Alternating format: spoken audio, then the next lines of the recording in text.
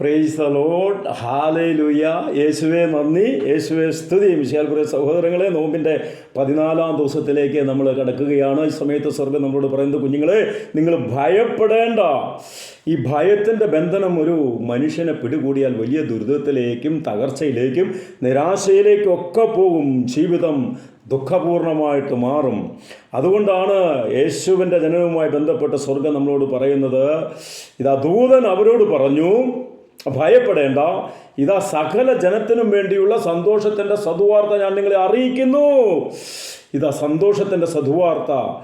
ദൈവം സർവമാനവകുലത്തിൻ്റെയും ഭയത്തെ എടുത്തു മാറ്റി. അതുകൊണ്ട് യേശയ്യാപ്രവചനം 41 നമ്മൾ കാണുന്നു, ഭയപ്പെടേണ്ട, ഞാൻ നിന്നോട് കൂടെ ഉണ്ട്.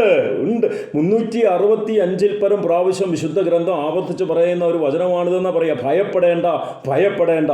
അതുകൊണ്ട് നമ്മളെ ധൈര്യപ്പെടുത്തുന്നവൻ നമ്മുടെ കർത്താവാണ്, ശക്തിപ്പെടുത്തുന്നവൻ നമ്മുടെ കർത്താവാണ്. ആ കർത്താവിൽ ആശ്രയിക്കുക, പൂർണ്ണമായിട്ടും അവനിൽ നമ്മുടെ ജീവിതത്തെ സമർപ്പിക്കുക. ആ കർത്താവ് തന്നെ അനുഗ്രഹിക്കും, ആ കർത്താവ് തന്നെ ഉയർത്തും.